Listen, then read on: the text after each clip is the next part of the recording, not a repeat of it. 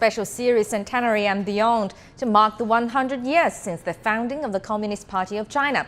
We look back over the party's history and mission from iconic locations with our reporters bringing you stories from the past and present. And we get the insights of our guests on what drives the party in fulfilling its present mission. So today we focus on how the party continues to advance despite danger and difficulty in the spirit of the Red Army's long march of 12,500 kilometers over 8 decades ago. And the historic trek gave its name to a series of carrier rockets, one of which is taking 3 astronauts to China's space station today.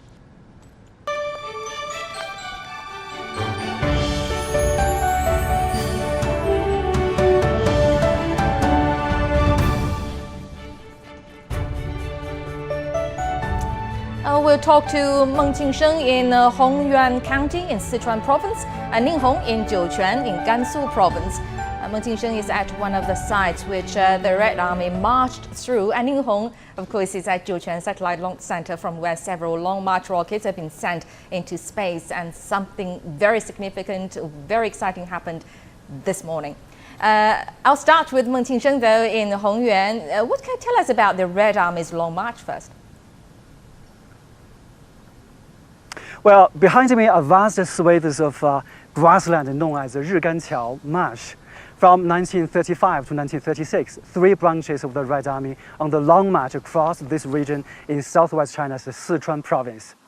Before their arrival, the soldiers engaged the enemy more than 600 times, crossed almost 100 rivers, and scaled more than 20 snow-capped mountains. Starting from here, they trekked northwards until they completed the historic mission. The altitude here at Riganqiao Marsh is around 3,600 meters above sea level. It's a part of the Songpan grasslands, the largest high-altitude marshlands in the world. When the Red Army traversed the patches of the swamp during the Long March, they not only had to put up with the extreme fatigue and altitude sickness, but also a dire shortage of food and daily supplies. To survive, they were forced to feed on whatever was available to them, like the roots and tree bark.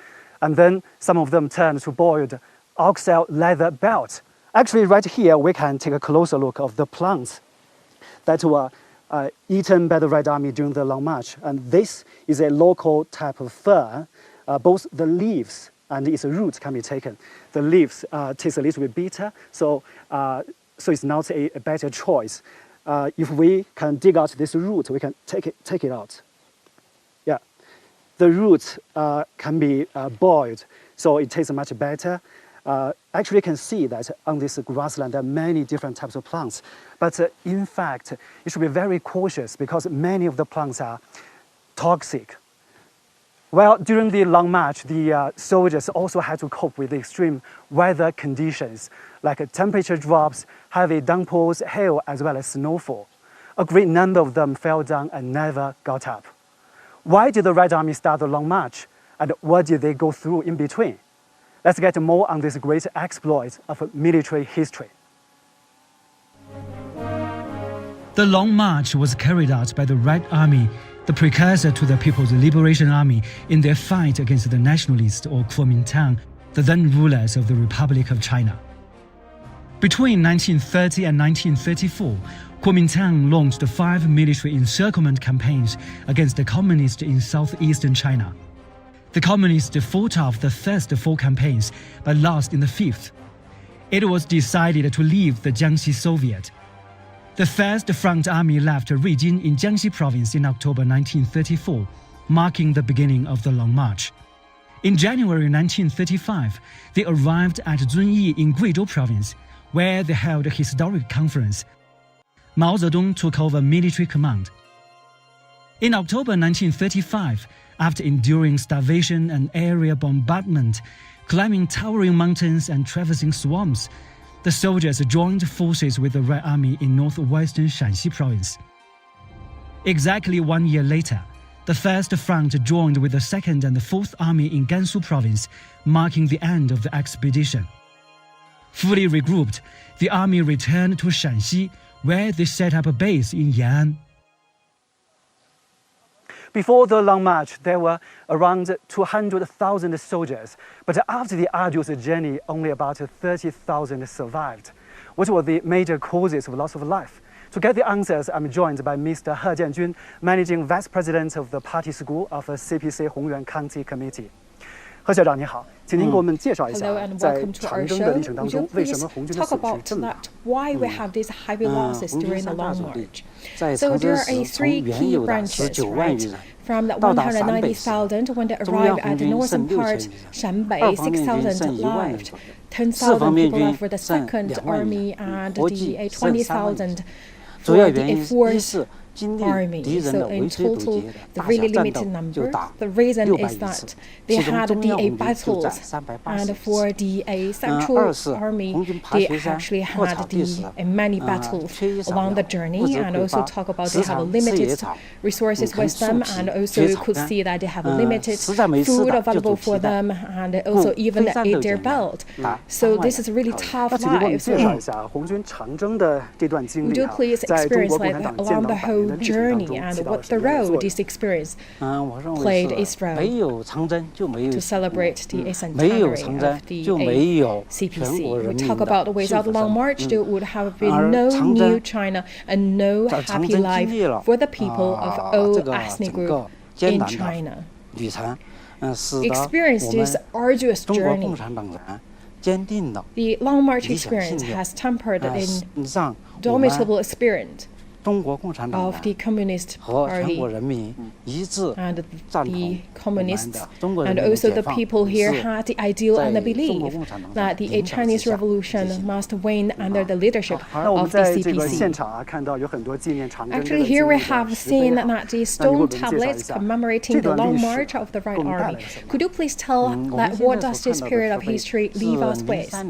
So here we have seen that this is in 23, the Hongyuan County Party Committee and the county government set up a monument to commemorate the spirit and to carry on the spirit of the Long March.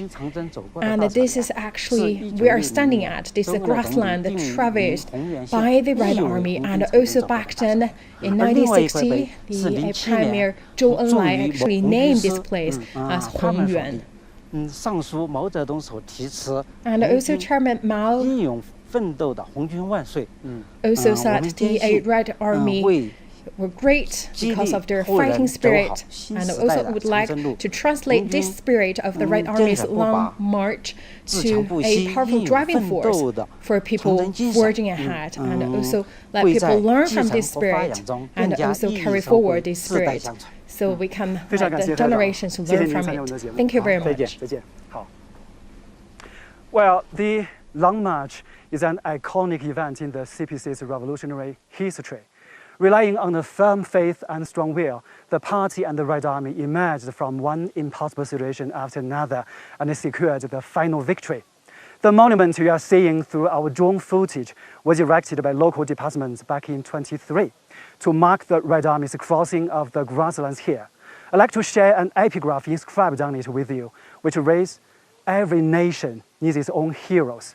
True heroes have that profound sense of tragedy, sow but do not take part in the harvest.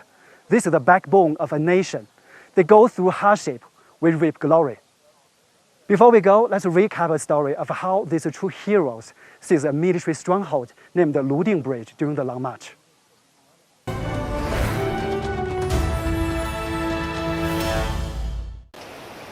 Called the Iron Chains, spanning over the Datu River, Chairman Mao Zedong wrote in the poem describing the do-or-die battle happened right on the Luding Bridge where I'm standing.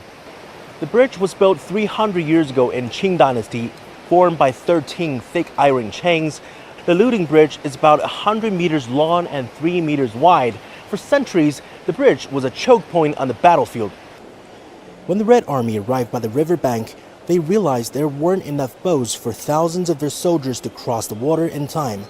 With the nationalist forces on their tail, Mao and other leaders ordered assaults on the bridge and Luding city from both sides of the river simultaneously. Local Sichuan warlords who were on the side of the nationalist forces didn't want to destroy the bridge, so instead they stripped away the wooden boards on it. After the day and night rapid march, the 4th Regiment, 2nd Division of the 1st Chinese Red Army Corps arrived in position. a team of 22 commandos volunteered to seize the bridge. They were equipped with pistols, grenades, broadswords, and submachine guns. Go, go, go, the team leader shouted. The squad followed, their faces blackened by smoke, clothes on fire. Nothing could stop them as they made it across the bridge. In 2 hours, Looting City was captured. 4 commandos were killed in action.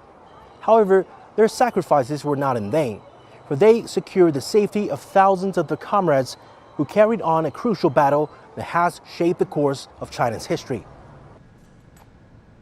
The Long March of the Red Army is considered one of the most important events of the 20th century. It represents the spirit of overcoming difficulties while sticking to one's convictions, which has been embedded in members of the Communist Party of China. So thank you very much, Meng Jingsheng and Sun Tianyuan, for their explanation or introduction of the Long March. And the Long March spirit also defines China's space industry and explains why it's chosen to name its rockets after it. And for more on that, let's go to our reporter Niu Hong, who is now at the Jiuquan Satellite Launch Center in China's northwest. Well, Niu Hong, China's aerospace industry has just made a great breakthrough, and you were very lucky to witness the whole process. What can you tell us about that?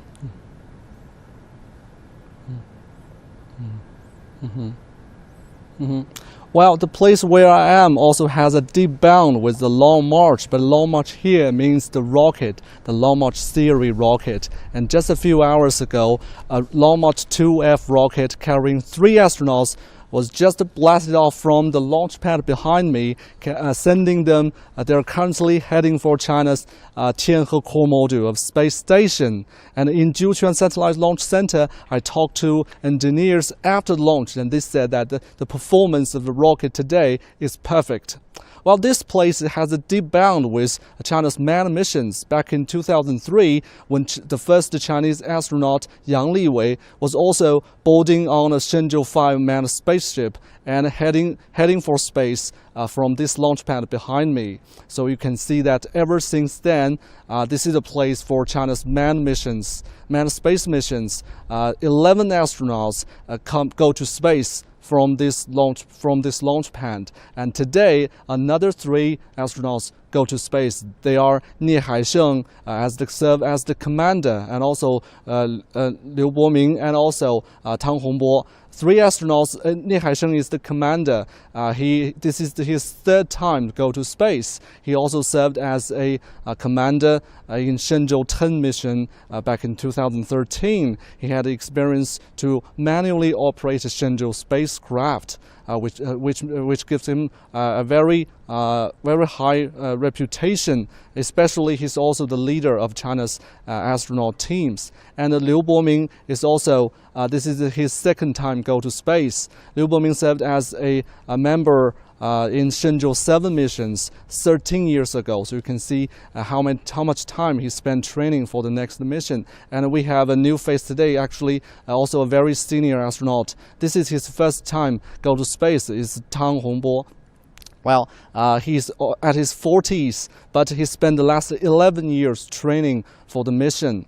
And they form a crew and will be heading for China's Tianhe core module. They will be the first crew to enter the Tianhe core module and will spend the next 3 months there, working there and living there. Their responsibility includes to further assess and evaluate the system and also making preparations for future crew and missions. And they will return 3 months from now in Shenzhou 12 return capsule, and they will land in Dongfeng landing site, a new landing site not very far from here. This is also a new landing site specially developed for manned missions in the future, because according to China's Manned Space Engineering Office, the construction of China's space station will be completed by the end of 2022.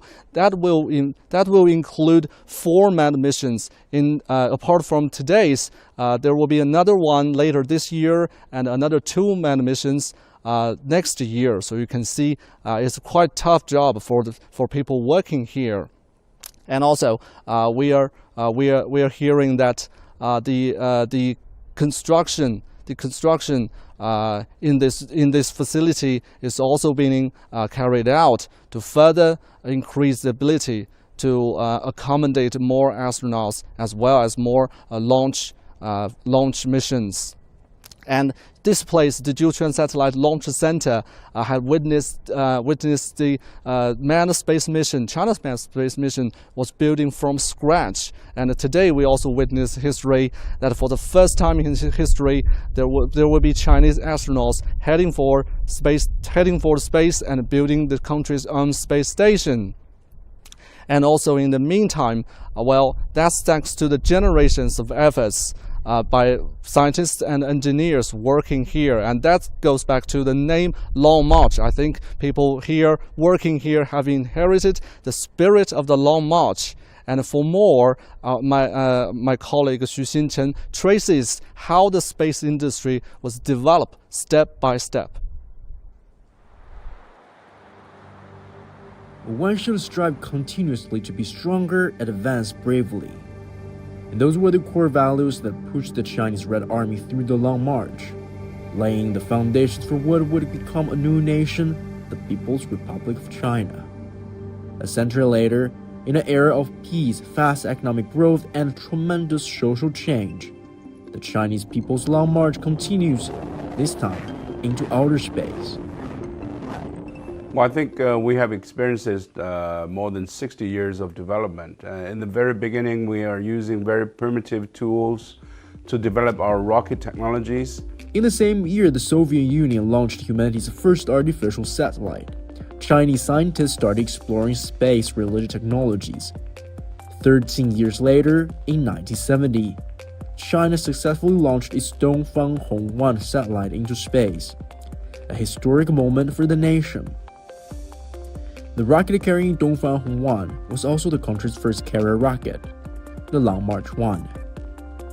Geopolitical competition caused by Cold War tensions made it tough for Chinese scientists to advance, as the US knuckled down for a space race, hoping to leapfrog and gain advantage over the Soviet Union.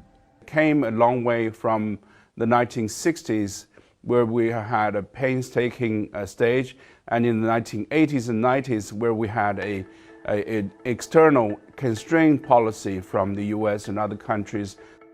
But Chinese scientists never lost hope that one day the unknown would be within reach. Today, China's Long March rockets are larger, more advanced, and run on greener energy. The country has successfully sent rovers to Mars and the Moon. The scientific objectives are simple, and could one day benefit all humanity. So that we can study the possibility of migrating people to other planets, or even at least travel to those planets and to become what we call an interplanetary species, so that we can also better understand how the world is going to function and how the climate will change, how the global disaster will be prevented. China is currently in the process of launching a new space station. It is expected to be up and running by 2022. And China says it welcomes developing nations to come on board. Chinese scientists say the Long March into space should not be explored alone, as achievements matter to all people. Xu Xinchen, CGTN, Beijing.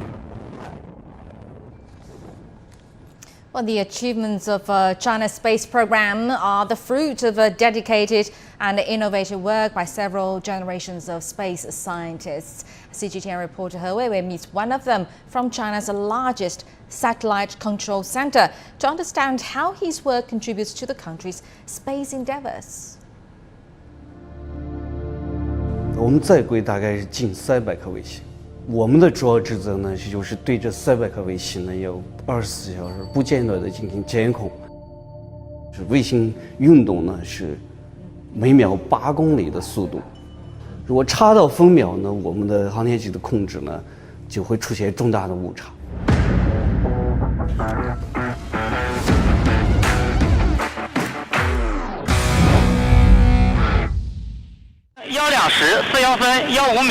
China launched its first Mars probe, Tianwen-1, in July 2020. It's here, at China's largest satellites control center, where Li Hengnian and his colleagues are busy monitoring the probe and all other satellites and spacecraft on orbit. There will always be someone on duty here working. The system is online 24 hours a day. A launch may only take 5 to 10 minutes, but a satellite's operation can be as long as over 10 years, like the Beidou satellites. During that period, this center keeps constant track of the satellites until they're brought out of service. Now you can imagine the intensity of our work.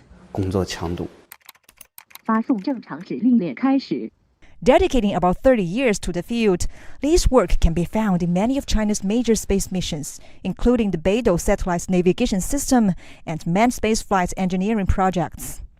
For the veteran scientists, it's been a journey with many challenges. We had to make a choice, whether to develop the technology by ourselves or to buy it from others. Someone suggested the latter, but Li rejected that approach. One thing I always insist on is self-reliance.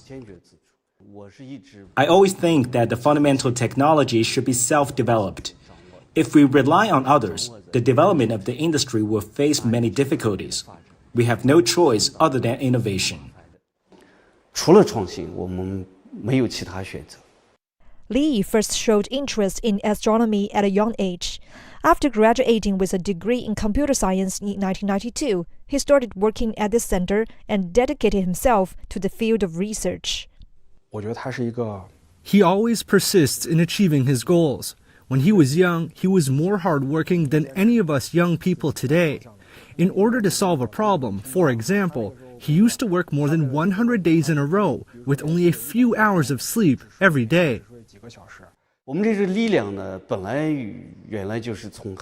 The first generation of those working in my role used to work under very difficult conditions. They used to work in caves and on plateaus, so their spirit of hard work remains in my blood.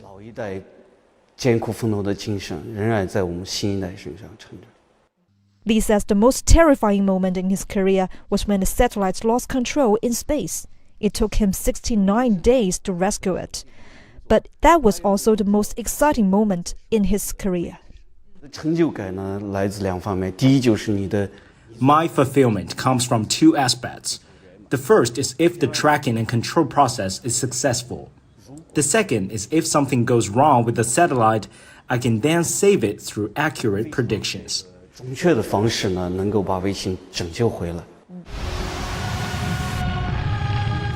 Li is now working on including AI technology in China's Mars exploration. The landing of the Mars probe marks another moment of progress in his contributions. 何薇薇 CGTN 西安。 Now, for more on the Long March and the spirit of it, let's talk to Professor Xia Lu here in the studio. He's from the School of Marxism Studies at Renmin University of China. Thank you very much for joining us, Professor Xia. Well, first of all, almost every Chinese can tell some stories, at least, of the Long March. But what does it really mean in the development of the Communist Party of China?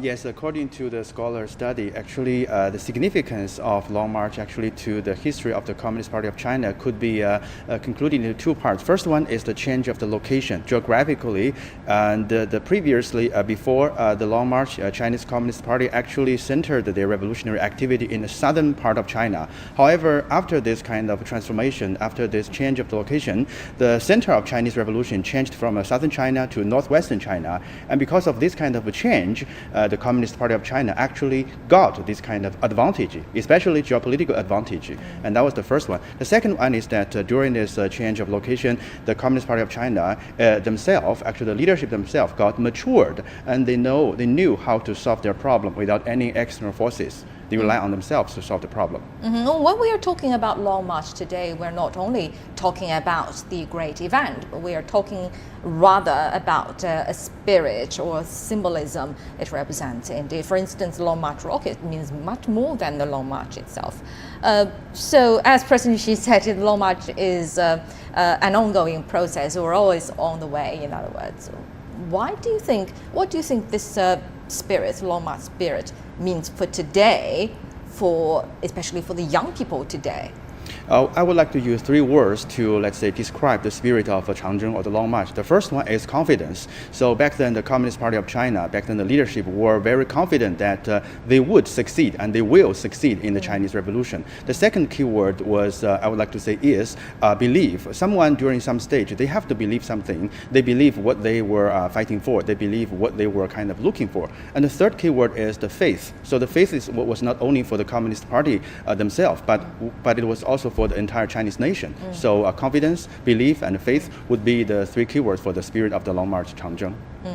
And it can give us a lot in thinking, indeed, the spirit, of the Long March for today, for the young people and for us as well. Thank you very much, Professor Xia Lu from Renmin University. Thank you very much for your insight. Now, throughout 100 years of history of the Communist Party of China, persistence and perseverance have always been an essential ingredient for success. So here's a listen to a variety of people's stories on how their tenacity and determination have paid off.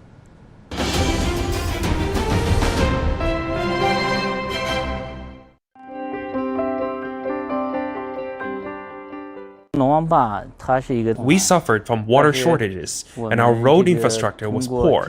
But now, after nearly 10 years of relentless work, the village has installed a water supply system and has become one of the key villages for rural tourism in China. When my company first opened in the US, we were a typical Chinese manufacturing firm.